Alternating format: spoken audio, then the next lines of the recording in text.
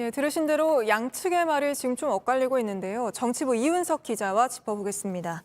자, 이 기자, 일단 양쪽 얘기를 들어보면 후보에게서 전권을 위임받은 게 맞느냐, 여기서부터 차이가 나는 것 같은데요. 네, 양쪽 얘기가 좀 다릅니다. 예. 먼저 안철수 후보 측에선 후보에게 전권을 받아서 협상하러 간 게 아니었다. 네. 이런 취지로 말을 하고 있습니다. 그런데 윤 후보 측 협상 당사자였던 장제원 의원은 안 후보가 들어본 적 없다고 했는데 당황스럽다. 후보 승인하에 만났는데 그게 왜 전달이 안 됐는지 모르겠다라고 말을 했습니다. 안 후보 측은 이 여론조사가 협상 테이블에 올라가지 않았다는 것 자체가 말이 안 된다면서 국민의힘이 만나자고 해서 만났던 것일 뿐 이태규 본부장에게 전권은 없었다고 거듭 강조하고 있습니다. 예, 그리고 또 지금 말이 많이 나오는 게 장제원 의원이잖아요. 여기 협상 테이블에 장제원 의원이 앉았다는 건 좀 어떻게 봐야 될까요? 네, 장제원 의원은 윤석열 후보 측 핵심 관계자, 이른바 윤핵관 논란으로 선대위에서 물러난 상태였습니다. 네. 이준석 대표와 여러 차례 갈등을 빚기도 했었는데요. 그런데 물밑에선 전권을 위임받아서 안 후보 측과 협상 주체로 활동을 하고 있었던 겁니다. 네. 윤 후보 입장에선 이 후보가 신뢰하는 사람을 써서 그만큼 이 협상에 힘을 실어준 거다, 이런 메시지를 주고 싶었던 것으로 보이는데요. 민주당은 당 대표나 선대위를 제치고 비선을 쓴 거라고 비판하고 있습니다. 네, 근데 사실 뭐 윤석열 후보의 오늘 기자회견을 보면 이 무산 책임을 좀 안 후보에게 넘기는 이런 듯한 모습을 보이고 있다는 평도 많거든요. 네, 지금 보시는 자료가 윤 후보 측이 오늘 공개한 자료입니다. 시간대별로 상세하게 협상 일지를 기록했는데요.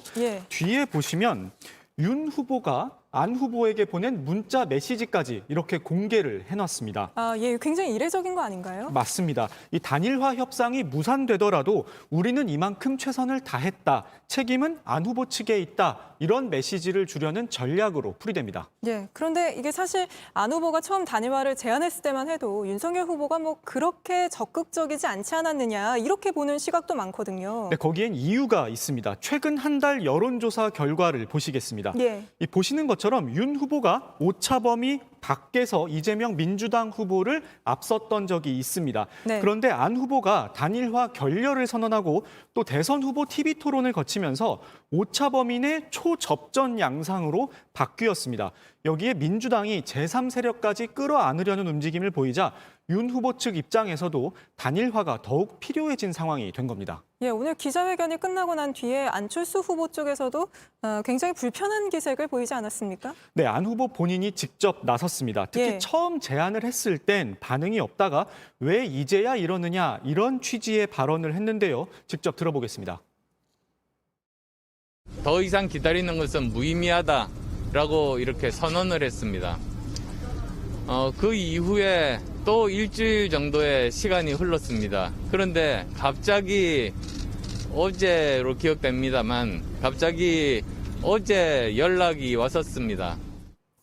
이태규 본부장도 입장문을 냈습니다. 특히 문제 삼은 게 협상 내용을 공개한 부분인데요.